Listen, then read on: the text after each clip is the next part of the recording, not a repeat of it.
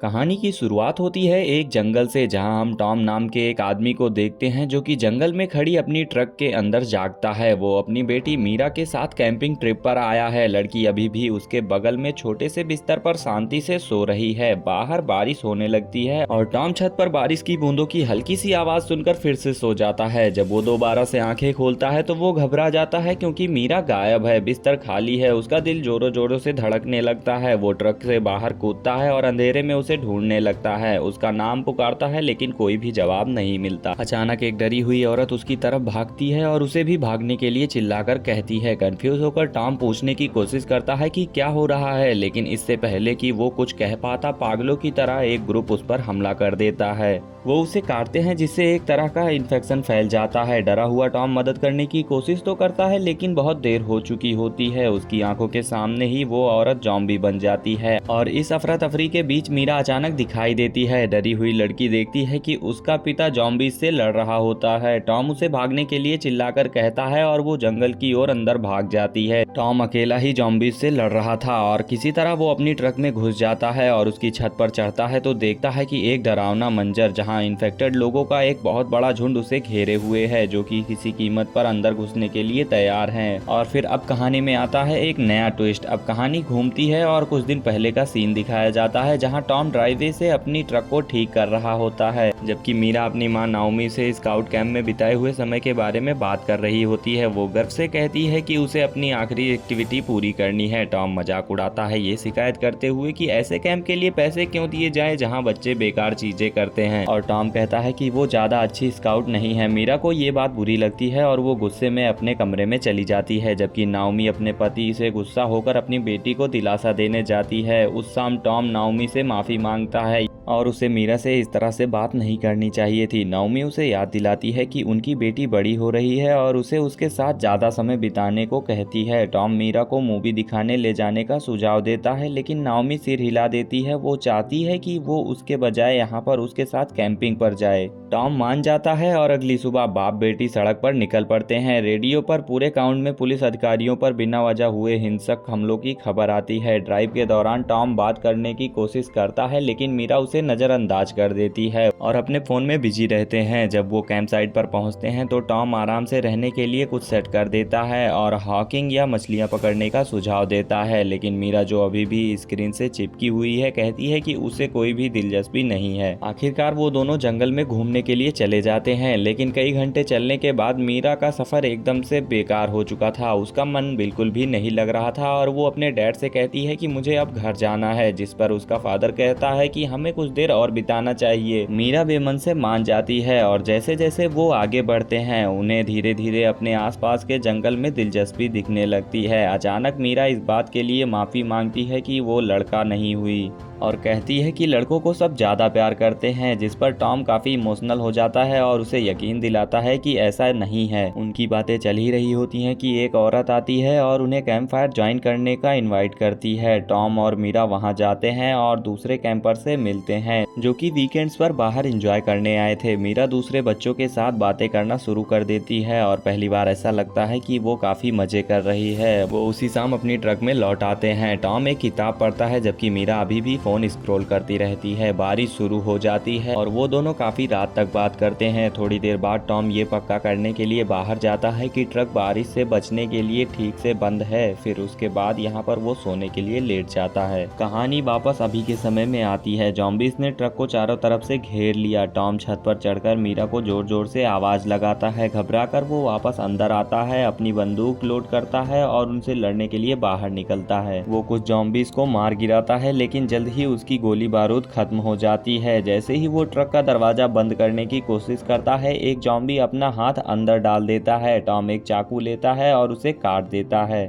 खुद को बचाने के लिए वो अपने हाथों और पैरों को तौलिए से लपेट लेता है, जो उसे काटने से बचाने का एकमात्र तरीका है। वो एक सीढ़ी निकालता है और ज़ॉम्बीज़ का ध्यान भटकाने के लिए अपनी कार के पास आता है। ज़ॉम्बीज़ उसके पास हर तरफ से आ रहे थे। इंजन स्टार्ट नहीं हो रहा था, जिससे निराश होकर वो एक फ्लेयर गन लेता है और फायर करता है, जिससे एक और ज़ॉम्बी मर जाता है। फिर सीढ़ी का इस्तेमाल करके वो वापस ट्रक की छत पर चढ़ जाता है। ज़ॉम्बीज़ उसका पीछा करने की कोशिश करते हैं लेकिन वो उन्हें धक्का देकर नीचे गिरा देता है और सीढ़ी सीढ़ी भी फेंक देता है ताकि कोई भी दोबारा ऊपर न चढ़ सके। थका हुआ और डरा हुआ टॉम मीरा को फोन करने की कोशिश करता है, लेकिन उसका फोन ट्रक के अंदर था, जिससे उसकी निराशा और बढ़ जाती है। रात हो जाती है और पूरी तरह से थका हुआ टॉम आखिरकार सो जाता है। वो मीरा के साथ तारों के नीचे लेटने का सपना देखता है और उसे तारों में रास्ता ढूंढना सिखाता है। अचानक एक ज़ॉम्बी सपने में उसे छीन लेता है और टॉम डर के मारे जाग जाता है। सुबह होते ही वो अपनी दूरबीन लेता है और इलाके को स्कैन करता है। अपनी बेटी को बेताबी से ढूंढता है, लेकिन उसे वो नजर नहीं आती। निराश होकर वो एक नक्शा देखता है, जबकि बाहर इन्फेक्टेड ज़ॉम्बीज लगातार हमला कर रहे होते हैं। वो रेडियो ऑन करता है और उसे बुरी खबरें सुनने को मिलती हैं। इन्फेक्शन का सोर्स अभी भी पता नहीं चल रहा था।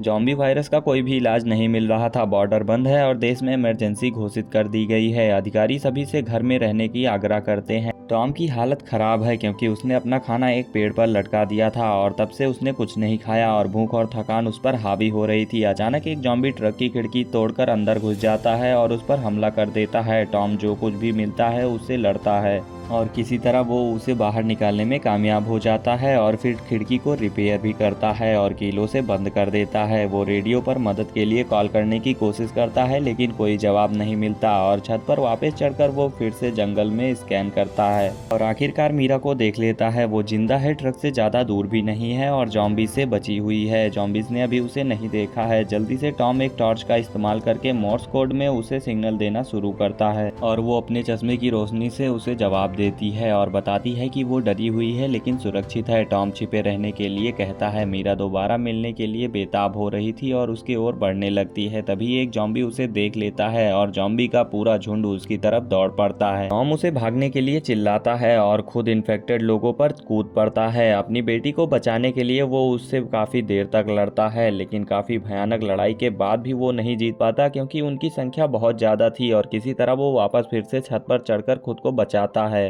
उस रात किसी सिग्नल की उम्मीद में वो फिर से रेडियो ऑन करता है और अचानक से एक तेज ऊंची आवाज वाली बीप निकलती है, जिससे कि आसपास के सभी ज़ॉम्बीज आवाज से अट्रैक्ट हो जाते हैं। टॉम एक हथौड़ा लेता है और उस रेडियो को तोड़ देता है। तेज बारिश में भी उसे ज़ॉम्बीज से लड़ना पड़ता है, लेकिन थकान के कारण उसे पूरी रात जाकर पहरा भी देना पड़ता है। जब सुबह होती है तो टॉम कुछ डरावना देखने को पाता है। एक ज़ॉम्बी के हाथ में मीरा का जैकेट देखता है और निराशा से डूब जाता है क्योंकि उसे लगता है कि अब उसकी बेटी नहीं रही और वो अपनी पिस्टल निकालता है और ये महसूस करता है कि उसमें सिर्फ एक ही गोली बची हुई है और वो पिस्टल को अपने सिर पर रख लेता है। लेकिन आखिरी सेकंड में वो ऐसा नहीं कर पाता और उसे अभी भी लगता है कि उसकी बेटी जिंदा होगी। यहाँ पर वो कंटेनर के ऊपर कुछ बर्तन रखता है जिसमें वो पानी इकट्ठा कर सके। वो जितना हो सके पानी पीता है। भूखा और कमजोर वो एक प्लान बनाता है। टूटे हुए कांच का इस्तेमाल करके वो छत के किनारों पर लाइन लगा देता है ताकि जो भी ज़ॉम्बीज ऊपर चढ़ने की कोशिश करेगा वो कटकर गिर जाएगा। अचानक उसे सड़क पर एक तेजी से कार जाती हुई दिखाई देती है जिसका पीछा ज़ॉम्बियों का झुंड कर रहा होता है। टॉम जोर जोर से चिल्लाकर ड्राइवर को बुलाता है, लेकिन कार एक पेड़ से जाकर टकरा जाती है। बिना सोचे समझे वो अपनी चाकू से ज़ॉम्बी को काटते हुए उसकी तरफ दौड़ता है।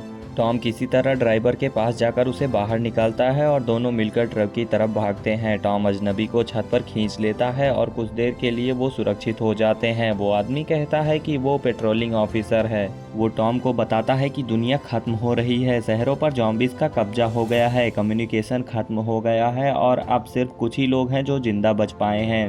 टॉम उसे मीरा की फोटो दिखाता है और पूछता है कि क्या उसने उसे देखा है, तो वो आदमी कहता है नहीं। टॉम उसे ढूंढने के लिए मदद की गुजारिश करता है, लेकिन वो ऑफिसर मना कर देता है। इसके बजाय वो कहता है कि उन्हें आराम करना चाहिए। टॉम उसे अपना बचा हुआ खाना देता है और बताता है कि पास में एक पेड़ पर और भी सामान लटका हुआ है, जो कि उस आदमी को काफी अजीब लगता है। टॉम उस पर मीरा को ढूंढने के लिए मदद करने के लिए जोर डालता है।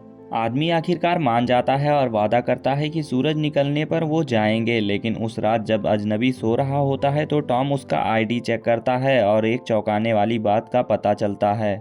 वो आदमी ऑफिसर है ही नहीं, बल्कि वो तो एक धोखेबाज है जिसने किसी का बैज चुराया है। इससे पहले कि टॉम कुछ कर पाता, धोखेबाज जाग जाता है और हमला कर देता है। जबरदस्त लड़ाई शुरू हो जाती है। वो आदमी टॉम पर हावी हो जाता है और वो टॉम को मार मार कर बेहोश कर देता है। टॉम को जब होश आता है तो उसके हाथों में हथकड़ी लगी होती है। धोखेबाज उसे ट्रक से नीचे ज़ॉम्बी के झुंड के बीच फेंकने की कोशिश करता है, लेकिन टॉम अपनी ताकत और चालाकी से लड़ता है और यहाँ पर वो अपना हाथ आजाद करके उल्टा उसे ही बांध देता है और हमलावर को यहाँ पर जॉम्बीज के बीच फेंक देता है, जिससे कि जॉम्बीज उसे पकड़ लेते हैं और नीचे खींच लेते हैं। लेकिन अभी भी हथकड़ी दोनों के हाथ में लगी हुई थी, लेकिन थोड़ी देर में अजनबी को जॉम्बीज नोचकर खा डालते हैं, जिस वजह से सिर्फ हाथ और हाथ बचता है और जिससे कि टॉम आजाद हो जाता है। टॉम फिर से छत पर चढ़ जाता है और दूर तक देखता है तो उसे पहाड़ी से धुआं उठता दिखाई देता है और उसके अंदर जीने की उम्मीद जागती है। शायद यहाँ पर उसे लगता है कि उसकी बेटी ने ही ये धुआं फैलाया हुआ होगा। वो ट्रक की बैटरी लेता है और फिर से कार की ओर दौड़ता है।